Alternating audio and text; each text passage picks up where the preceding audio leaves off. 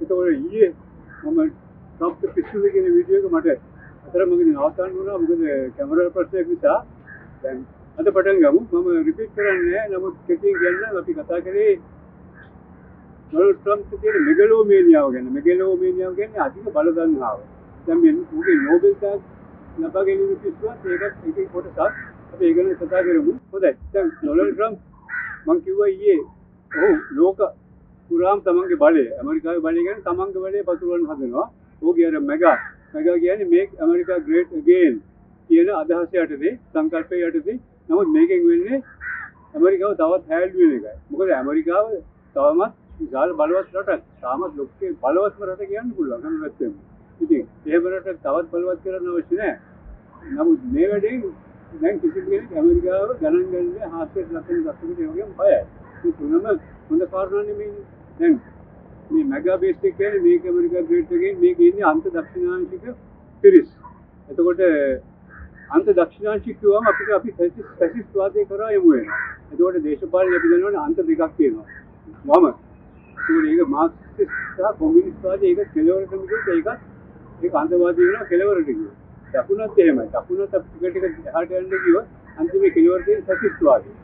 ඇමරිකාවේ දැන් නිත්‍යානුකූලව officially legally fascist party එකක් නෑ. ඇමරිකාවේ තියෙන ඩෙමොක්‍රැටික් සහ රිපබ්ලිකන් පක්ෂ දෙක. මේ දෙකම මැද සෙන්ටර්.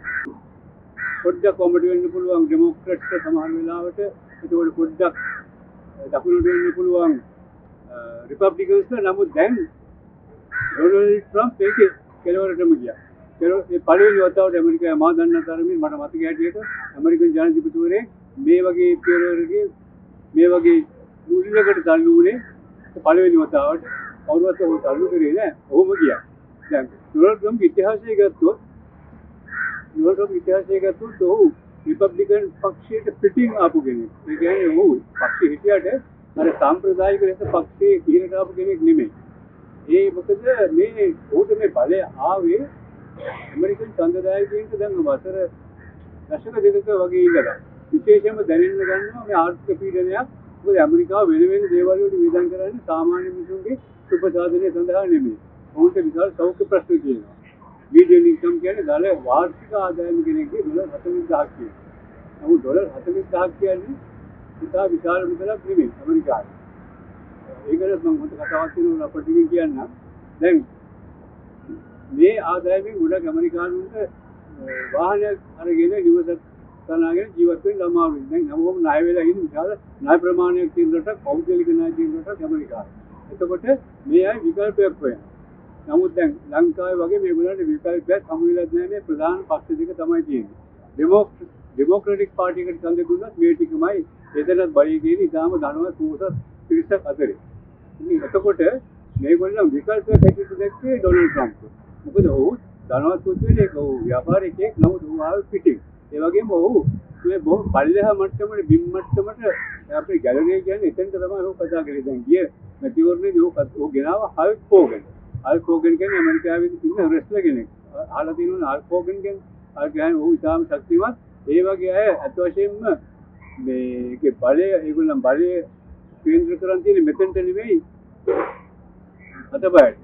ඉතින් එයා ගෙනාවට පස්සේ ගොඩාක් මිනිස්සු ඒක ලොකු ලකුණු වැටෙන වැඩක් වුණා ඩොනල්ඩ් ට්‍රම්ප්. මොකද ඩෙමොක්‍රැටික් පාර්ටියෙන් කවදාවත් ඒ වගේ කෙනෙක් වේදිකාවකට ඡන්ද ගැන කතා කරන්න වේදිකාවකට නගන්නේ නැහැ. ඉතින් මේක අලුත් දෙයක් වුණා. මේ වගේ දේවල් කරලා තමයි ඩොනල්ඩ් ට්‍රම්ප් බලය ගත්තේ. ඒ වගේම ඔහුගේ මේ දැන් මේ ඇමරිකාවේ මතයක් ඇවිල්ලා දිනවා ගොඩක් දෙනෙක්ගේ මේ පිටරටින් ආපු මිනිස්සු මේ ඉමිග්‍රන්ට්ස්ලා. මේ නිසා තමයි මේ ප්‍රශ්නේ තියෙන්නේ. ඒක හැමදාම රටේ ආර්ථිකය ටිකක් වැටෙනකොට වෙන වැඩක් නේ. ඕනම රටක ඔක වෙනවා. පිටර බලයට ආවෙත් ඕක. ඉතින් එයා උදව්වන් ගත්තා. ඒකයි ලොකු ඉමිග්‍රේෂන් ප්‍රශ්නයක් තිබුණේ නැහැ. ජර්මනිත් නමුත් උදව්වන් ගත්ත උදාහරණයක් ඇටියට දැන් ඇමරිකාවේ සංක්‍රමණිකයන් විශේෂයෙන්ම ලතින් ඇමරිකාවෙන් සහ අප්‍රිකාවෙන් ආපු අය ආසියාවෙන් ආපු අය තියෙනවා. දැන් මේ ප්‍රශ්නේදී ඩොනල්ඩ් ට්‍රම්ප් කියන්නේ මේගොල්ලන් කියන්නේ කරනවා. මම කලින් වීඩියෝ එකකින් පෙන්නුවා අයිස් කියන ඔහුගේ විශේෂ ෆෙඩරල් පොලිසියක් දැම්මලා ඒක ඉමිග්‍රේෂන් සම්බන්ධ පොලිසියක්. ඒ අයිස් පොලිසිය දැම්මලා පාරවල් වලින් මිනිස්සුන් ගහලා ගෙනියන්නේ.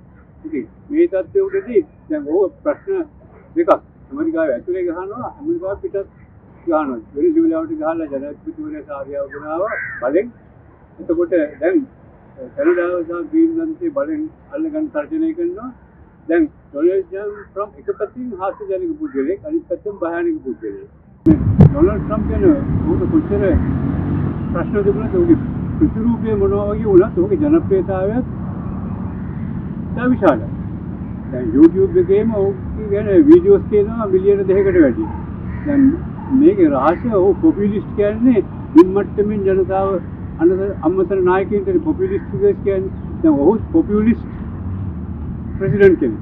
දැන් අපිට කියන්නේ මින්මට්ටමින් ජනතාව අමතර ඒගොල්ලන් ගිහිල්ලා ඉතින් මේ බොහොම කුළුපගයි මිනිස්සුත් එක්ක ඒවල මිනිස්සු කැමති. එහෙම පැත්තකුත් තියෙනවා. නමුත් දැන් ඔහුගේ මුලින් ප්‍රශ්න හැටියට දැක්ක දැන් ඔහු ඉස්ලාම ස්ත්‍රී ලෝලී කියලා ඒක කවුරුත් දන්නවා. ඔහු නඩු ගණනාවක් තියෙනවා ඇමරිකාවේ. ඇමරිකන් කාන්තාවන් ඔහුට දාපු නඩු ගණනාවක් තියෙනවා.